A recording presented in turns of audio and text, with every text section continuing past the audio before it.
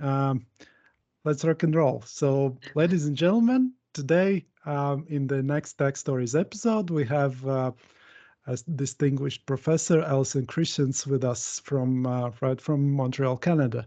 So, I just a couple of words to start about Allison. So, I saw from the reviews that Allison studied law at the Columbia Law School and then NYU from 1998 to 2003. Um, you were practicing in two major law firms in New York.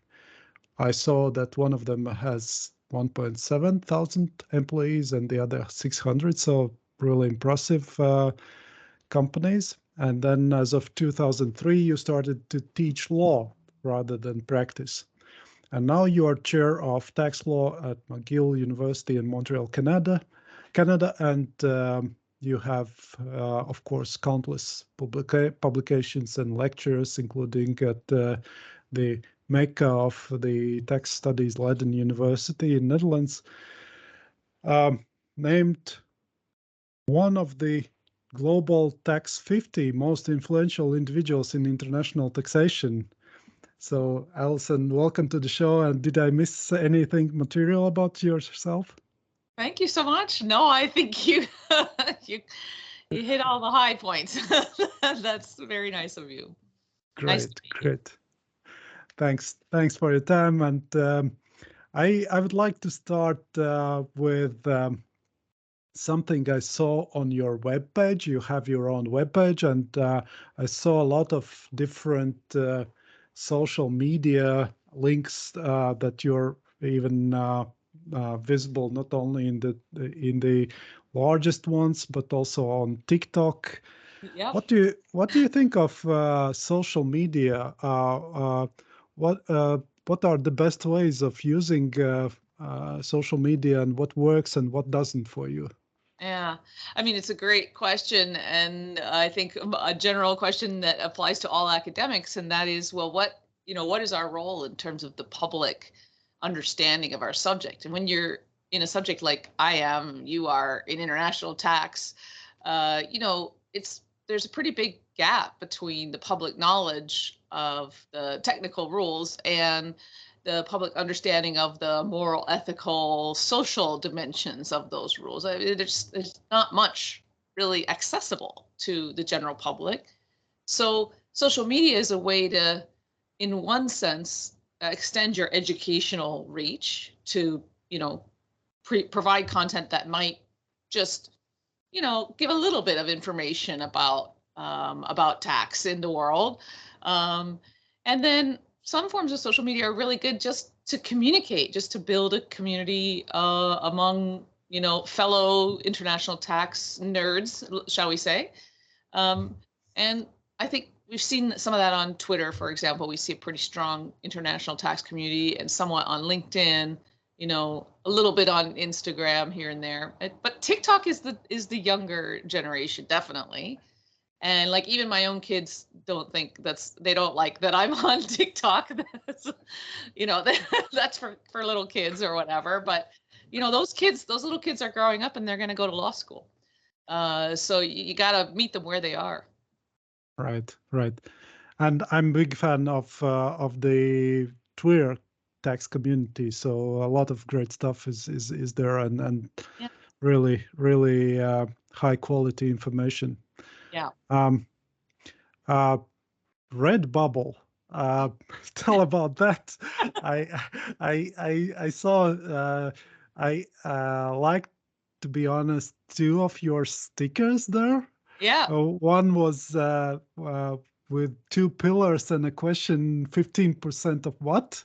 And Yeah. the, the other were, you know, a human hand pushing a button, tax the robots, and then another hand of robot is pushing the other button, don't tax the robots. So how, how, how do you come to that? And what's that project about? Well, in my other life, I'm a graphic designer, a recovering graphic designer, artist, crafts person. I like to make stuff, and I like color and bold design, which doesn't really, I'm sure you can guess, you don't see that too much in like tax PowerPoints. You don't really Right. see that. So, but I draw and I make stuff, as kind of that's how I procrastinate, or like, that's how I might think through a tough ideas. I just draw it out. Hmm.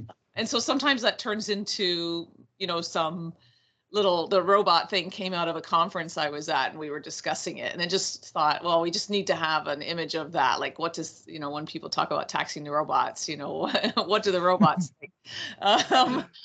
So the Redbubble is just a artist community. Anybody could put anything on Redbubble. The first thing I made was just a I Heart Tax Law logos, and I did that in French and a few other languages just for fun.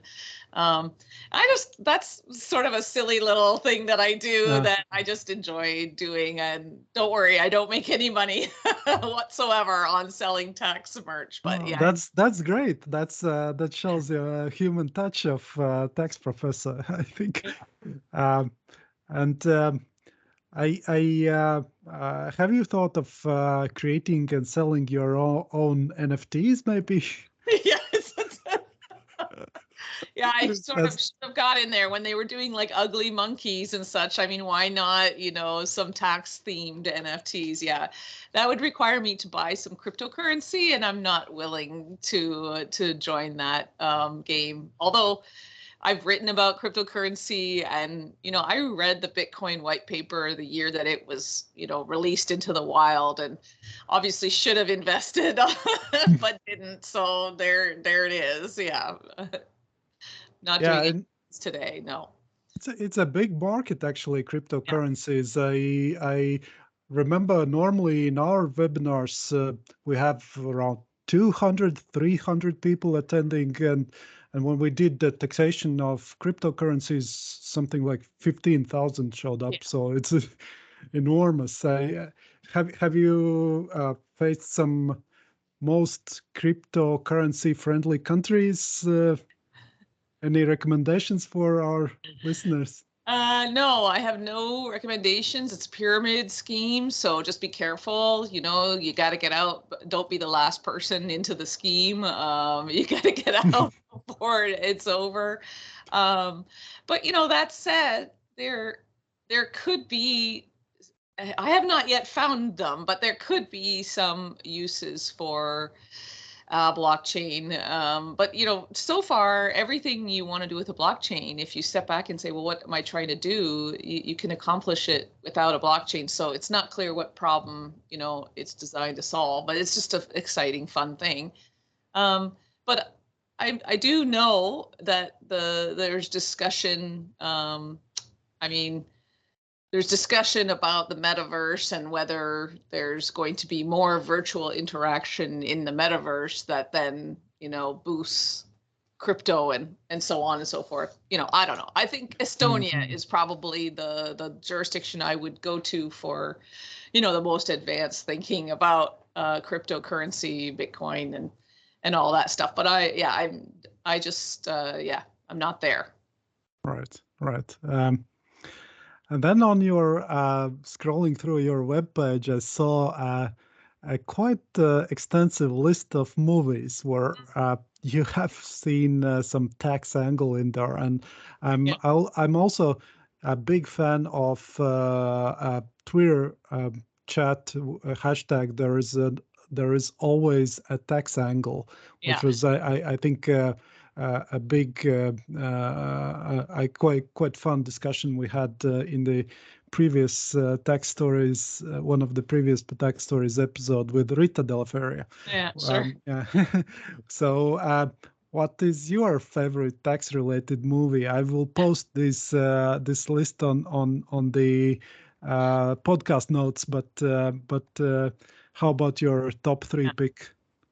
Well, okay, it depends on what you mean by this. So first of all, I love film. I'm, just part of being somebody who's interested in art and design. You just sort of naturally gravitate also to film, but also television. I think if it's well done, I like it. So when I put together my list of films. Those are films that explicitly have some kind of tax scene or there's something about tax in them.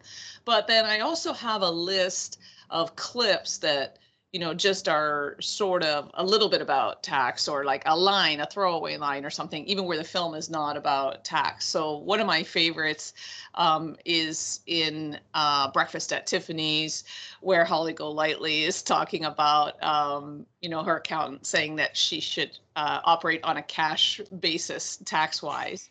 It's just a throwaway line. It's not really part of the story, although, you get a sense that there is this story in Breakfast at Tiffany's of some shady dealings, and it's just a fascinating thing. And then we have the Canadian show Schitt's Creek, which probably most people are not familiar with, but there's a beautiful scene about write-offs, tax write-offs. And I actually put a clip of that on TikTok. So you can go to my TikTok page and you can see those little clips. They're there. So I would say, between those two, sort of the classic film that sort of throws a little tax, gimme line, and the more popular program that, takes an idea like a write-off and sort of shows us how little we understand it, and teaches a little bit, just in a little segment. You learn a little bit about what is a write-off from that episode. So I would say those are near the top, but there's so many that's so unfair to the rest of the list. So if we're being serious, and we can be serious and say, well, which films, are really about tax law that you can learn something and think about justice in tax law, then I think Life and Debt is probably my favorite film. That's a film that has a whole segment on the free zone concept, and they talk about the free zone in Jamaica, and they do a long segment that's really quite impressive. It's pretty sophisticated. I don't know how much people know that film, but I really like that film a lot for how it connects taxation to and through the international system, through these free zones, to the question of the justice story, the social justice story. So that's my range for you. Right. I haven't seen that one, but I will definitely check it out. Yeah. As our podcast is called Tax Stories, any other tax story that comes to your mind, that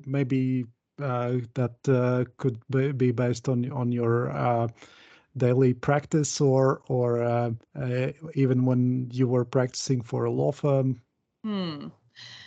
Well, there's a book of tax stories that is about U.S. cases. That's interesting. I actually am going in a different direction, and I'll let you in on a little secret on this podcast. I'm actually working on a series of, let's say, comics or graphic novel style depiction of the stories that I'm trying to tell in my scholarship. And again, it's this idea of like taking something that's technical and difficult and 50,000 words or whatever or 25,000 words in a law review article, and turning it into something that's accessible. So I'm actually working with a young artist that I have hired to work with me, and we're just branching off and just testing and looking at it. So I'm not sure there's a lot of visuals stories out there, but I think the future is digital stories, but that involves the stories, the written stories, as well as the films, the television shows, the popular media, and the cases that themselves have their own story. Each case has its own story, but it's told in writing, right? But I could share with you a little story that I told recently. Would you like to hear? Yeah, sure. Okay. So I've been envisioning sort of like a mini play in one act, and it has a bunch of characters. I haven't worked this all out yet, so this is premature, but maybe you can help me with it. So it starts with the OECD, hanging out a help wanted sign. Help wanted, we need to fix the international tax system. And so like milling about the waiting room, trying to get in to speak to the OECD about this help wanted sign, are the tax treaties. And they show up and they say, hey, we're here, we're ready to go. We've been, you've used us before, you've used us for 100 years. And the OECD is like, yeah, but it's too hard to change you. You take too long to change. So we're not gonna really hire you for this. So just moving right along. And then, you see sort of formula apportionment, trying to approach the OECD. The OECD saying, nope, don't even come over here. We don't want to talk to you. We're not interested in you. You're way too complex. And formula apportionment sort of slinking off.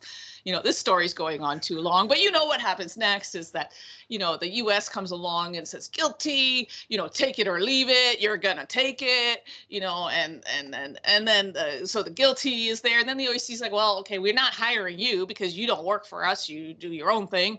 But here's the Globe, and the Globe comes along. I'm almost there. This is a terribly long story. But Globe comes along and says, I have no experience. I've never been tested. I'm not really sure how this is all going to work, but I'm super keen to fix the international tax system. Let's go. And then, the OECD is like, yeah, you seem great. I'm just gonna, give you a bunch of instructions and like maybe some examples, and this is gonna be great. And the Globe starts to sort of like open their eyes and see just exactly how complicated this is, and starts, the pages get longer and the diagrams get more complicated, and then formula apportionment, kind of goes by in the distance, like, seriously? And that's the punchline. My story needs work. That's deep. That's deep. but absolutely amazing story. You have to be an international tax nerd to understand that story makes any sense. I don't know. It's not going to. It does. It will be at TIFA Congress. I can already visualize this on big screen, and you're getting applause for that. So yeah. I don't think that's going to happen, but I'm going to work on it. I'll work on it. So yeah, I'll take notes. But seriously, I can share you a secret as well, that that my hobby is now writing a thriller, and I'm basing this on some real life facts of some taxation related criminal cases, and but in that respect, I was thinking, this your visualization of story. What is the future actually? I can see how little people are reading nowadays books, and how much this visual sort of material gets in front of people's eyes. Do you think there is still a future for good old paper style books? Absolutely. There's definitely a future for books. If you write that thriller, I will read it, and I know a lot of people will read it. I read a lot of non-tax books, novels. I love sci-fi. I will read it. Post-apocalyptic hellscape, yes. Sign me up. I'm reading that. And I like biographies. I like history. I think there's a room for books. People do like books, but maybe there's so many books, and especially again in our technical field, maybe the digital storytelling is about showing people who might not read the book why they might still be interested in those ideas. And then also just showing those who would read the book if they knew about it, why they might like that book, right? So I don't think the book is dead, not at all. I have recently written a book. I hope that books aren't dead. I think they're not because I read them, maybe in different formats. And the visual or digital storytelling is, a way to make it accessible to a broader audience. And they're complementary. The film is never as good as the book. You know that. Of course. And I see your new book in at the background of your bookshelf, and we'll definitely talk about that for sure. Yes, but just before that, I wanted to ask this this digital art, is that how you get rid of your work or your daily tasks, and is there some other hobby you try to reduce your stress levels? Well, drawing really helps me a lot. And well, maybe you're this way too. I think a lot of professors are this way. People who teach for a living, the way you learn is by teaching. So, for me, I can spend a lot of time putting together a PowerPoint just to, like, as if I was going to give a presentation, even though I never give the presentation, just to learn something. So that's, part of doing that is thinking about visually, how do you depict things that are just difficult to depict with a drawing. So I'll give you an example. The globe rules are, there's like about 500 pages of reading involved in learning globe. So and then the OECD came out with the examples. So I just start drawing the examples and trying to learn the rules by visually going through. So is that a hobby? No, that's a terrible. But the hobby is, watching film and television for any sign of any tax idea, and pulling clips from things, and making little videos. I also draw.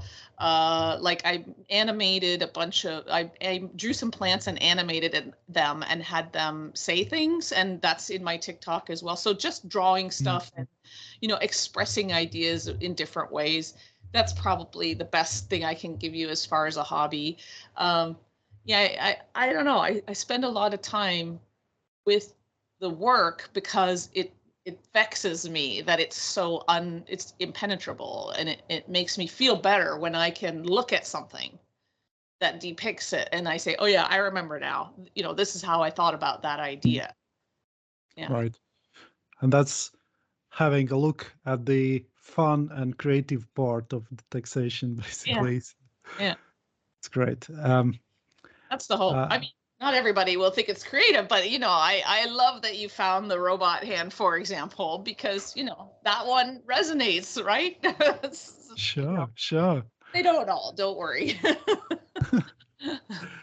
I wanted to step back at the time when you were working for those large law firms at the beginning of your career. Um, what do you remember as pros and cons of working for the law firms, and why did you switch to the academic work? That's a great question. So, well, I think that if you can, when you come out of law school, if you can, you should work for a law firm because in tax, if you're going to do tax work, because no one should really, embark on a tax career on their own. You need input. You need to collaborate with others to kind of get to an understanding of the tax system. It's too complicated to learn all by yourself. So, I think the law firm, for me, the law firm was another couple of years of education, like a very high level education where they were finally paying me instead of me paying tuition, and they were paying me to learn. Yeah. And I think that's the pro of every law firm and I encourage students to consider that option, not exclusively, like certainly some students have no interest in going to law firms, but for me, I wanted that real world experience. I wanted to understand how tax law practice really works and the range of practices. It's a pretty broad range. And I wanted to learn from people who had done this, at the highest level with the most complex deals. I wanted to absorb that experience. And that was great. I loved that about my law firm experience. I made some very good friends. They were teachers. They were teaching me. I was learning. And I think at some point you say to yourself, okay, well, now you're starting to gain some expertise. Where do you want to put your energy? Just as a human, where do you want to put the rest of your energy, your career trajectory energy? What direction are you going to go? And so for me, the law firms are obviously client driven. The problems that come in are client problems. The novelty of it all depends on the client's, just funny little thing that they're going to do that just isn't solved already. But I was not directing which problems to solve. I was responding always.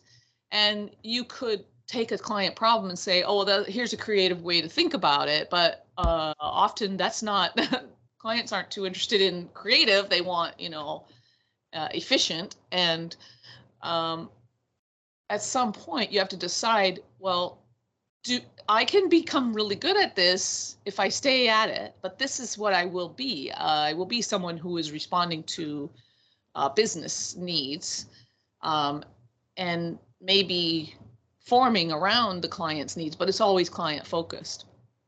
And personally, I just had different ideas. Like, I just wanted to think more about the structure of the international tax system as a whole.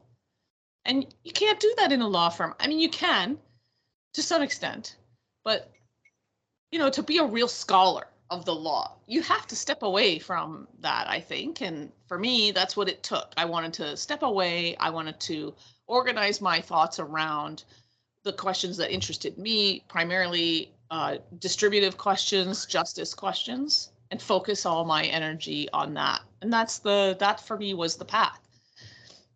Mm.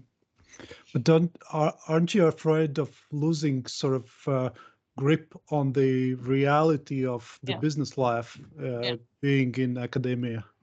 Yeah, so there's a couple, that is true. The longer you're out of practice, the more remote you get from today's, cool whatever idea that somebody came up with and now they're selling as a product to taxpayers. That's true. So for me, there is a counter to that. And the counter is that you have to be sure that you stay connected to your former colleagues. And also, my students are my peers. They graduate and then they go become lawyers in law firms and in government and in NGOs. And my students reflect the world back to me, and they reinvigorate, they reinvest their learning in me. So they can't obviously tell me their client deals, but they can tell me the kind of interesting rule sets they're working with or how they thought through things. And sometimes I can talk to them, oh, okay, so, you have this interesting treaty problem, well, what about this treaty? What about that treaty? What about this policy? What about that, committee hearing or whatever? And so there's opportunities to collaborate, but, you're never going to be at the bleeding edge of practice if you're not in practice. But you're also never going to be at the bleeding edge of big picture ideas if you're not in academia, right? If you're not in some sense devoting a good chunk of time every day to thinking about the bigger, broader structural problems. So, you can't, it's a balance. You have to make sure both of those worlds are talking to each other, but you have to pick one to, plant your feet in, I think, in some sense.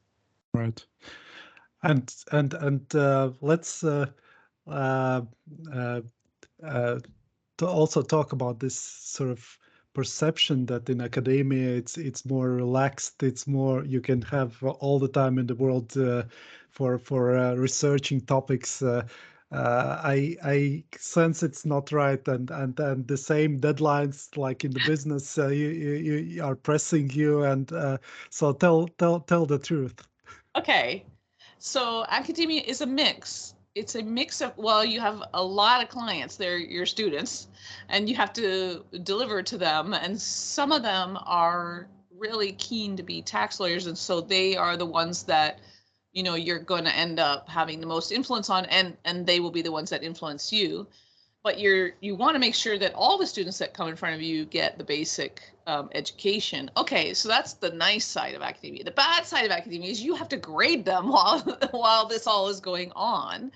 And your schedule and your grading and the administration of the university is a lot of times, the not so fun side of academia. So, there, no job is solely sitting around looking in books, and it shouldn't be, because you would lack the interaction and the pushback of you need the pushback from students. You need to, as I said before, and teachers like to teach. That's how they learn. So you need the audience, you need the students as your audience in a sense, and their responsiveness to you, say they don't understand what you're saying, forces you to get better at communicating, right? So you need them, but there's an administration on top of all of that that can be, extremely heavy. And you're sort of then you have the university, and the universities have changed over the years, and they're more corporatized, more centralized than they used to be, which, doesn't affect me personally too much, but I think that it does have this impact of service oriented, client oriented education. And in law, we've always been those two things. One side of law is very practical. We're teaching skills. We're building lawyers, and it's very trade oriented. But on the other side, law is the most philosophical question of the universe that there is. Like, what is law, and how does law function? I mean, we're seeing it today in the breakdown of international law. Well, what did we have if we can't enforce these ideas that we had? So law can be this very ethereal, very philosophical discipline, and scholarship is often on the edge of policy. But the teaching is practical, and somehow putting those together can be quite challenging, right? We're not always good at that. So that's an ongoing. But grading, I mean, honestly, if I could just teach and engage and collaborate and never grade, this would be nirvana. But you have to grade, and that's hard. Grading is hard. Right. Yeah. Right. I wanted also to ask about another of your projects, which is on YouTube, this Break Into Tax channel, where you and Professor Leandra Liederman explain different tax principles, talk about the life of tax people, especially with the focus of helping your law students. My favorite episodes are actually interviews with Richard Zuckerman, the former Assistant Attorney General of the Tax Division of U.S. Department of Justice on tax crime matters. Tell about this project. How did it start? How did you start to cooperate with Leandra, and what were your aims of this project, and did you get the satisfaction you were hoping for? Great question. Well, first of all, thanks for that, and I'm glad you loved those videos. So it's really Leandra's project right now. So we did a season together to get the channel started, to get things going. We did a whole season. We did a range of videos. And then the second season, Leandra has been doing herself with a bunch of different hosts. So I haven't been making videos for a little while with the channel, but I'm definitely involved. I do a little creative consulting with Leandra once in a while, and not often, but once in a while, look at some of the videos before they go live and maybe give a little input here and there. But it's really, for right now, it's really Leandra driving that show. But let me tell you how it started. Leandra and I had talked about YouTube as a way to present information in a different way, or reach out to an audience. And YouTube is just, it's so easy. You can just put yourself on camera and get on YouTube. But making a video is harder. Editing takes work. And, so we started off with a few little ideas, and we thought we wanted to test out different formats in the interview format and just kind of see what's comfortable, what do we like. And I think, overall, the idea of the channel was to try to make tax accessible to those who might be nervous about it. And of course, with a little bit of humor involved. and to sort of humanize it a bit. And I think overall it's pretty successful in that regard. I think that there's been some humor in the channel. I really apologize for having rickrolled a lot of people who didn't understand the rickroll reference. I don't know if you knew about the rickroll. Like, it's a very American, North American thing. I can explain that if you like. Sure. You want? Do you know about the Yeah, rickroll? yeah. I first time I hear. Okay, so Rick Astley has this video, the song called "Never Gonna Give You Up," and Yeah, um, it just became kind of a thing that people would do, where they would start a video on one thing and then they would switch over to the Rick Astley video. And then there was some point at which in like the 90s where, you know, every time you would open a video, it would have a Rick Astley, and you would get rickrolled. Like, again, you're watching this video, right? But it's great. It was a great song. I mean, I'm a huge fan of Rick Astley. It was a great video. It was a great song. Anyway, so we did one for April Fools. You know, we did something about like reducing your taxes or whatever, and then we put the Rickroll video in there, and that's when I found out that, you know, the Rickroll phenomenon was largely unknown to my my European friends. I found out from Twitter, because my Twitter friends were like, "What? I don't get it. Why are you trying to sell this video about tax reduction?" We weren't. We were trying to rickroll you, but anyway. So that's it's still funny, but it's funnier if you kind of knew Rick Astley, listened to him when the songs came out, I think in the 80s. You know, knew the video, the original video. It had more heft to it. But all that to say, you know, the rickroll is ubiquitous. It's everywhere. And we just put a little tax spin on it. And that's really the key of, I think, the YouTube channel and other social media that I do with and without Leandra. That's just to find what's going on in the world and understand that there, as Rita says, there really is a tax angle.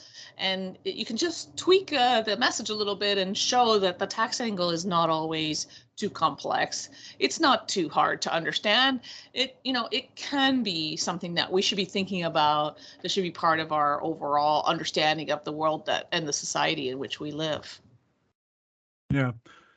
I've really enjoyed this idea of tax professionals just making these all topics more accessible to the public. So it's great to look for those more and more creative ways of doing this. I So will say I've though, that it's not easy, right? Like, yeah, it's hard work, and it's easy to turn your camera on and start talking.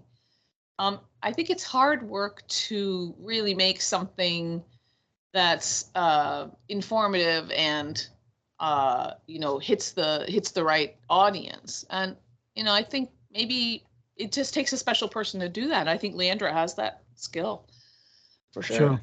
sure. Um, let's also not forget the main part of our episode. Your new book has been released. The book is called "Tax Cooperation in an Unjust World."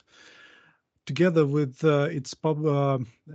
it's written together with Lawrence von Appledom. So congrats with your new book. What would be your elevator pitch about your book? Maybe for businesses this time, not for governments. Oh yeah. Well, I'm not sure it's a business book. Certainly, okay. So the premise of the book is to really think about what are the moral parameters and principles underlying how we build the international tax system. Okay, so that is a bit of a heady subject. I'm sure you can imagine. This is not something to you know, just leaf through on a weekend. Maybe you have to think a little bit, but it's not too long. So we try to keep it, you know, reasonable length. But we sort of cover two main principles. Okay. The first one will seem familiar to you, and the second one you might be upset about, or you will not think it's familiar, or you won't like. The first one is the principle of the entitlement theory.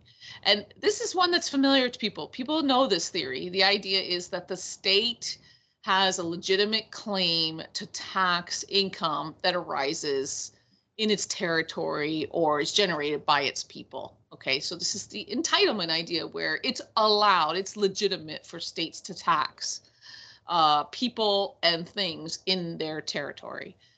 And we really examine this principle and we say, well, not so fast. And we say why that principle, while well accepted, is actually has a lot of implications you might not expect.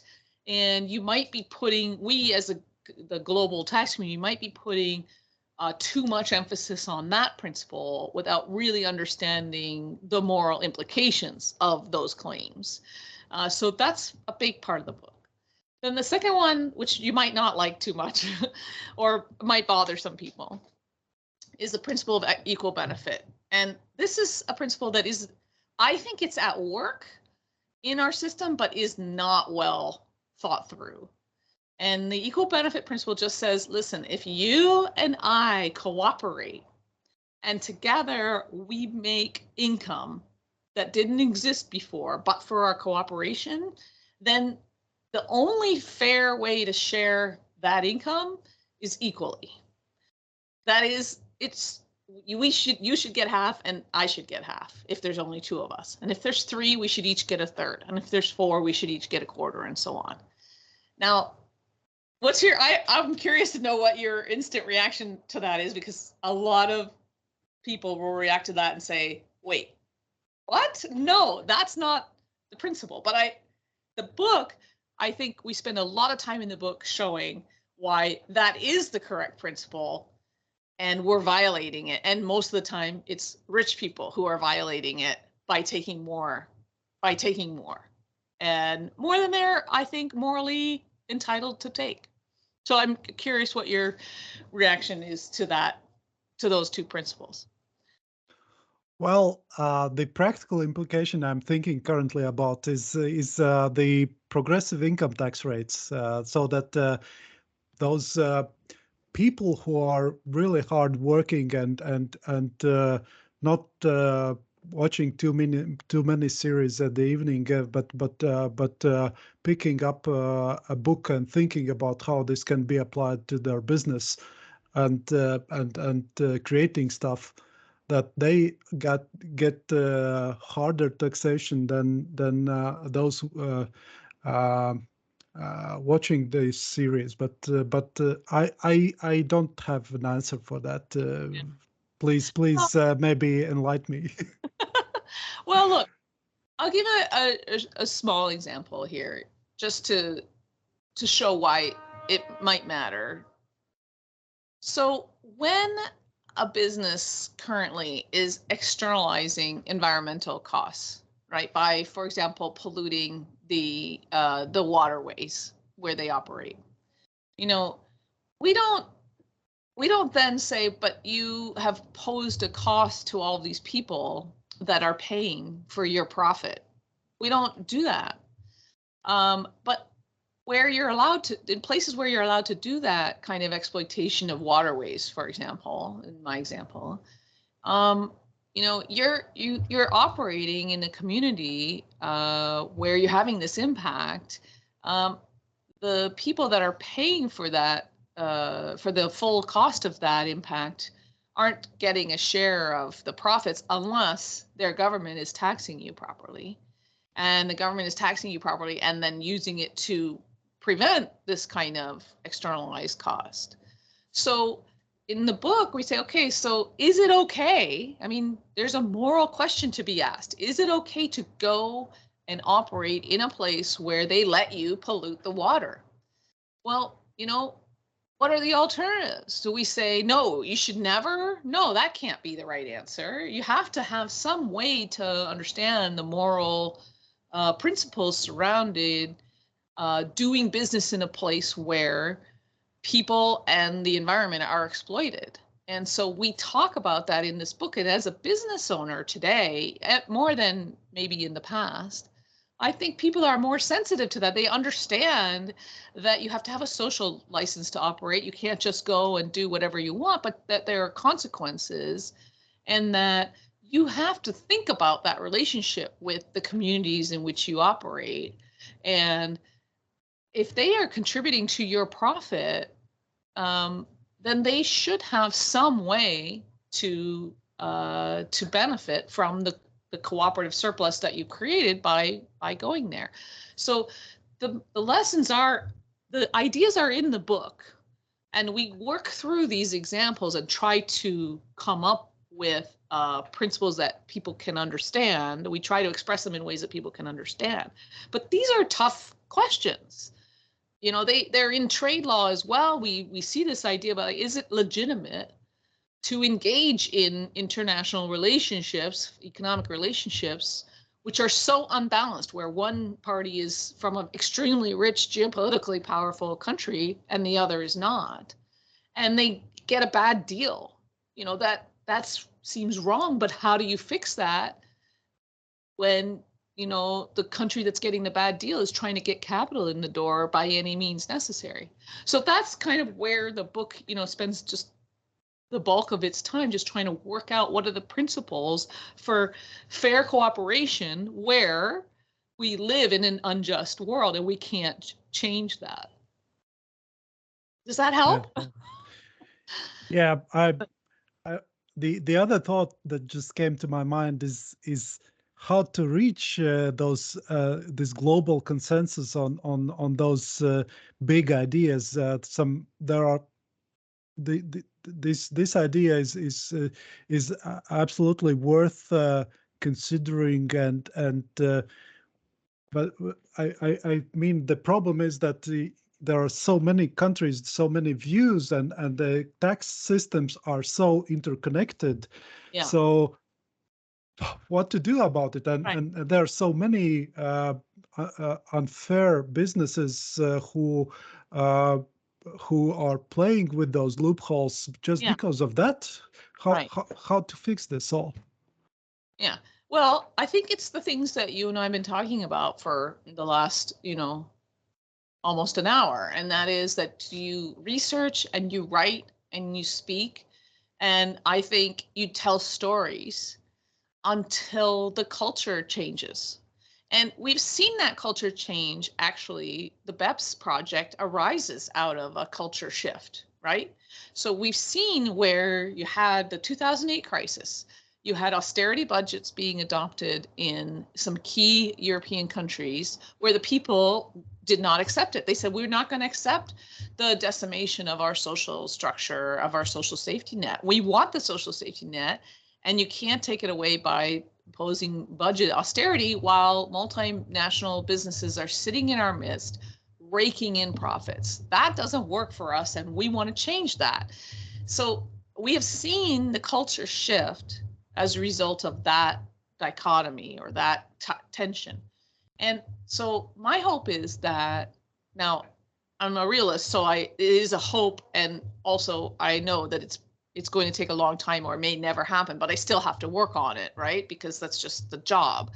My hope is that we can understand that developing countries had been having that exact discussion for decades, that austerity policies were killing their social safety nets, that they didn't want that world. But the rich countries of the world created the tax system and the free flow of capital without taxation that caused a lot of that austerity budgeting to occur in the first place. So they were responsible for their own demise in a way, if you will. And the response of BEPS to that, being a rich country response to a rich country problem, that then had to expand when people from the rest of the world said, well, what about us and our problems? So we can see that cultural shift. My hope is that that cultural understanding about what's fair, it is changing, and every one of us in this field is part of that conversation. So just writing a book about it is not enough. It's a huge first step for me personally. It's a lot of work to write a book like that. But then it continues into how you distribute the ideas in that book, in different ways, and how you collaborate to make those ideas better. And that's the longer term project of being an academic in a nutshell. Right. There's one more question I wanted to ask you about the latest developments with the war in Ukraine and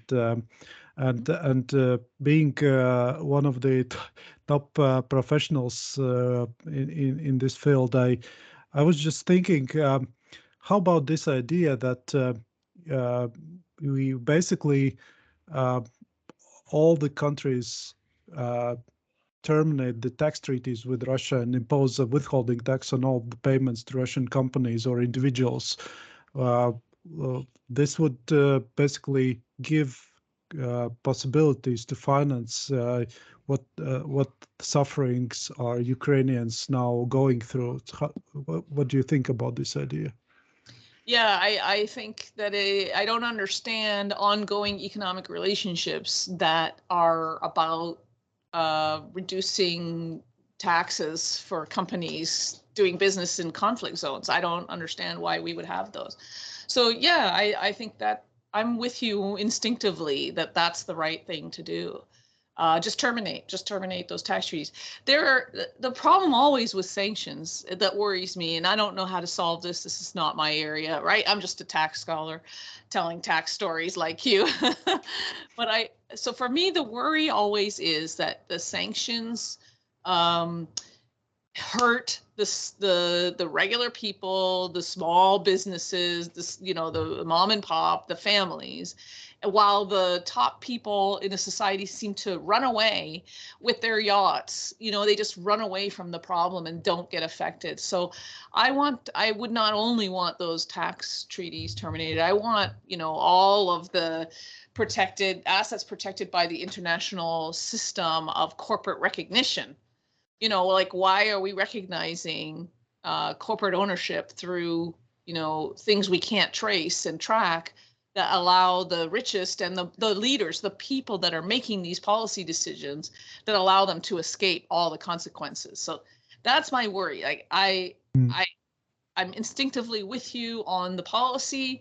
I just really want to make sure that the rich and the decision makers, the real policy makers, that they don't wriggle away while everybody else suffers, and regular Russians who don't want this suffer as well. Right. And do you think these UK initiatives about UBOs of their real estate and the Pillar 2 initiatives will this help?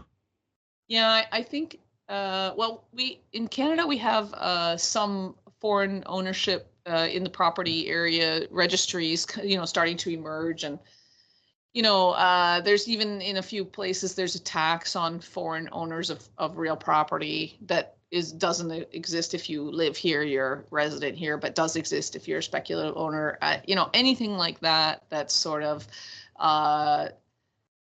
clamping down, on the ability of untraced money to get put into, people will call that money laundering. I don't know if it is money laundering, but the ability to use cash or to get away from the financial system by investing in hard assets like real property assets, that's a big problem. I would just add to that, how many countries in the world have a golden visa, or they sometimes call, residence by investment program, where they allow people to get residency by investing in, real estate or property or whatever to a certain amount, and they don't check where that money came from, or they don't adequately check where that money came from.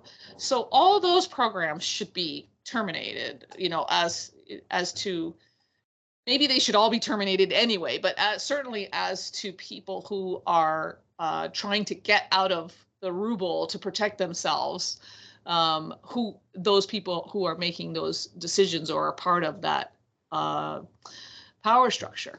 But these are complicated, difficult things on the one hand, and on the other hand, we have allowed the golden visa situation to get out of hand. You sort of can't accept a system that has been scraped away this way, when you see the result is that a country can protect its richest, most powerful people against any bad, terrible policy decision they're making. That's just a bad outcome, I think. Right. I appreciate we're running out of time.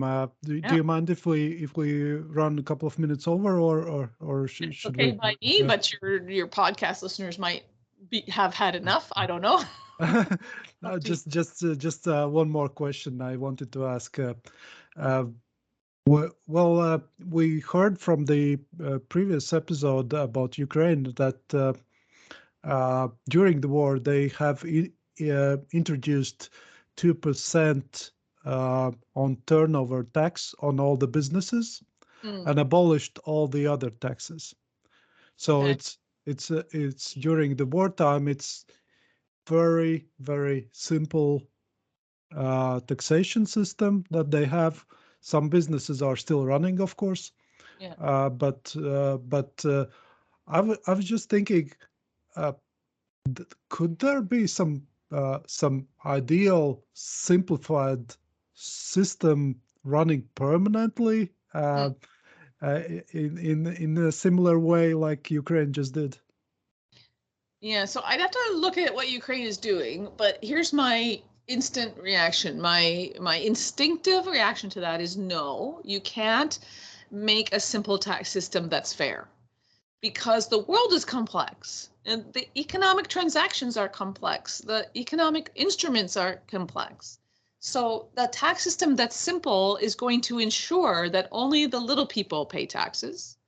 And that the rich don't pay because they organize around it and they use sophisticated instruments and planning to avoid that which the regular everyday person can't avoid. So no, you just can't. Now, that said, you're describing a crisis, right? So for the state to be able to extract any taxation is in itself, quite incredible, impressive. And, I would not criticize that move at all.